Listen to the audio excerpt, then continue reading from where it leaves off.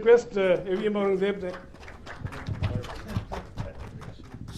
So the Indians didn't choose to come on the sea. Now you understand why.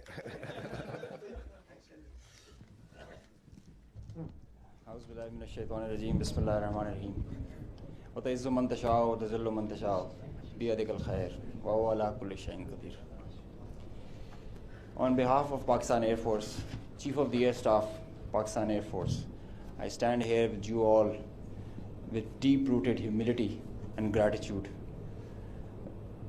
I am so thankful for Allah helped us in achieving whatever we desired, even whatever we deserved, more than what we deserved.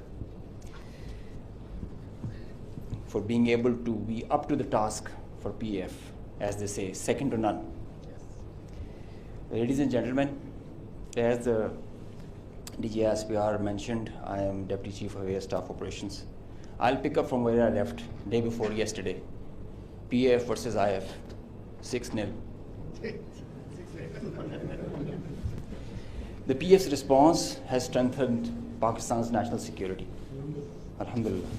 And it has even strengthened our commitment, the enduring commitment the PAF has for stability and peace. But I have no doubt, and I can say with assurances, that the real genius and the mastermind, the cerebrum behind the design and the aim and the structure, the game plan of PAF was the Chief of the Air Staff, Air Chief Marshal Zahir Ahmed Sidhu. He asked us to do 3 things in our response: re-establish deterrence, neutralize key threats, retain control of air. And I will show you in my presentation how we try to do that. Slide. During the befitting response that we generated in our first episode, we attrited the IF's pride, the Rafales, resulting in this entire fleet almost coming to a standstill, a ground position. You could see that they were not flying after that, at least not close to their western border. This reduction in flying to bare minimum actually reduced their liberty of action. They curtailed their options. Slide.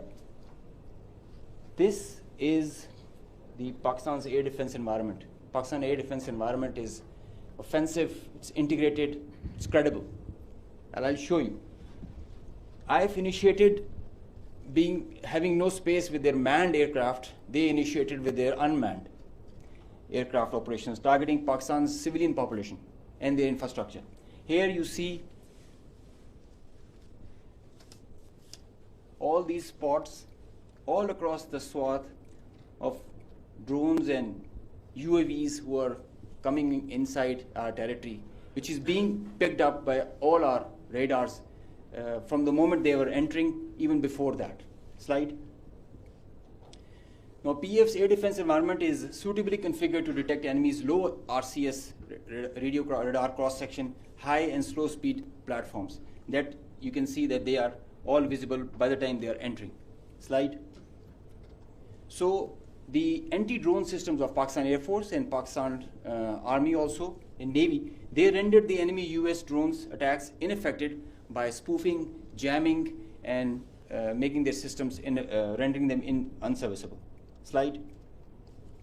All drones with low cross-section also were detected, rendered useless through utilization of the indigenous GPS jamming systems that we have, the data and the SATCOM link denial that we created through our indigenous systems that we have made ourselves.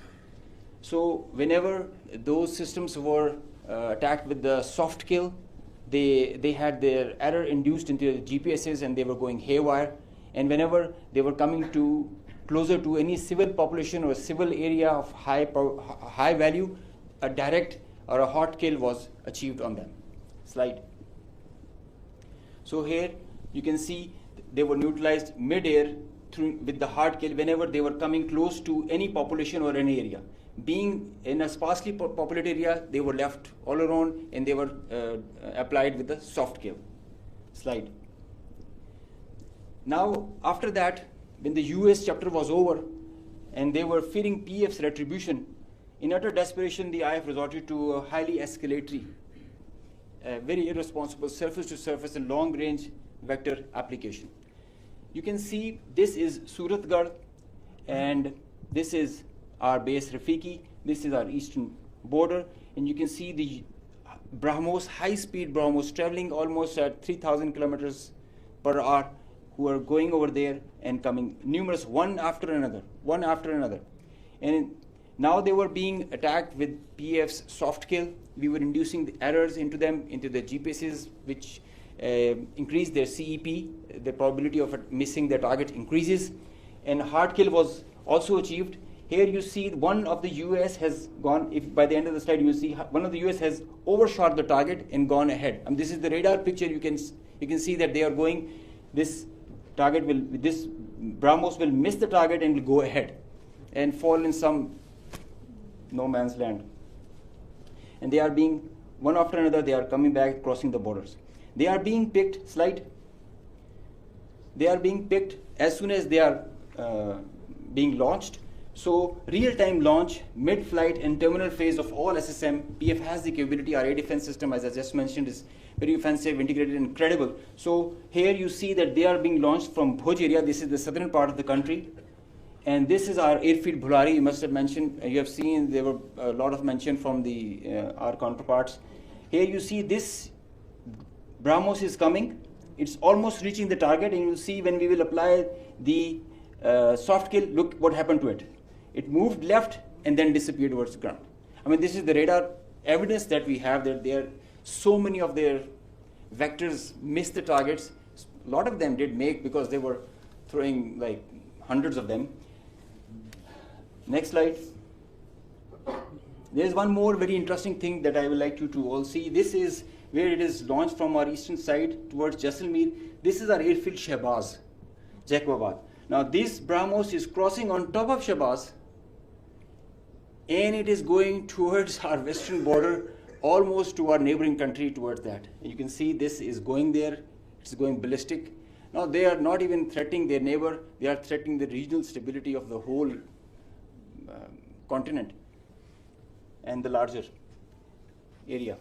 So effective sensor to shooter grid that was made by PAF, and the potent hardened soft kill capability that led to the missed target opportunities for lots of their surface-to-surface and long-range vectors. Slide. Now this is another thing that I want you to all to see. This is a launch of a high-speed projectile that has been launched from their area surrounding Adampur. Now these are the vectors where our radars are picking them, and it is disappearing short of Amritsar area within their own territory. I mean, this is the most absurd kind of a targeting psychology or practice that you would see, that you are not only targeting neighboring countries to your enemy, if they consider it, and your own people as well, jeopardizing their safety. I mean, this is the high-speed project impacting within own territory, and we have other pictures for that also. This is the repeat occurrence that happened the other night also. Slide. Now the PF's response, I would like you all to pay attention to that, because this is kind of a dizzy slide, but I will go one by one so that it's all clear. PF's response, PF's effective spectrum warfare, which supplemented the kinetic ops that we envisaged to take. The integrated, seamless, synchronous utilization of EW, cyber, and space domains, coupled with the synergetic all-domain offensive response, which orchestrated following a very intricate targeting mech, the mechanism that we undertook to engage the targets, of swift, calibrated, effect-based approach to operations, which was undertaken across complete swath of the Indian Western Front. Now you have seen in the video montage that the whole border was exposed by PF and our armed forces. So starting from the north across LOC till Kandla, with targets including airfields, ammo dumps, as far and as deep as Delhi. I mean, you can say something about Islamabad, which is a stone's throw distance, and Delhi with, as the DG Aspire mentioned, some others cards up our sleeves with more ranges. The Barnala C2 Center, which is the heart of their IACCS, and other airfields, Nalia Bhuj and Kandla, as they mentioned. You can see, Google it also so that you can see the effects. PF's hypersonic missiles, unmanned force, stand-up weapons, and long-range vectors all were on the menu for the multi-domain operations that we undertook. So PF utilization of niche and disruptive capabilities struck deep inside the enemy. And there were like hundreds of drones that were there. Hypersonic, engaged targets, deep, precise, lethal, destructive. Slide. Just go back. I will explain the slide that is coming ahead. So our aim was to achieve ascendancy in effects so that we manage the escalation. Throughout the conflict of whatever length it was, we had the escalation management at our side. So within a short span of time of a couple of hours, we had really saturated our friendly neighborhood. Next slide. This much talked about S-400 threat. As I mentioned that we were giving special attention to the Rafales in the air, so we gave our remaining part of our attention to the S-400 on ground. Now identifying S-400, attacking them is a easier part than identifying it on ground because it is mobile, it's a high value thing, and you guard it. It's kind of a center of gravity. So we were tracking through our satellite imagery well before the hostilities, as we usually do. So we had pinpointed S-400. As you can see, we knew that this is parked. It's cheeseboard radar, and the other part of the radar, the other constituents of the whole S4 battery. Slide. These coordinates, go back. These coordinates were ortho-rectified by our space department, so that you have a very precise engagement. Whenever you are throwing and employing long-range vectors, you really need very precise coordinates so that you don't miss. So S-400 was at Adampur was targeted like that. Next. As I mentioned, some niche technologies and capabilities were employed. So our loiter munition and killer drone strike at PF. At Udhampur, you can see this was their complex and command and control, magnified before and after. It's not there. Now these kind of pictures, loads of pictures are there for targets. So I need not to show them. They were saying it themselves, as you saw on the montage. So PF's response remained very effective, very potent, and very effect-based. Slide. Time and place of own choosing, displaying bold, aggressive, and unwavering resolve of military leadership. Now I must take a moment to mention what kind of a pressure you have when this kind of a conflict arises, and I must appreciate the leadership, both the Chief of the Army Staff and Chief of the Air Staff, both. They were both very resolute and very clear in giving instructions to all of us who are the players towards the Navy, Army, and the Air Force. And that is perhaps the reason we were so sure about it, what we have to do. In speed and direction, sometimes you have to prioritize direction more than the speed.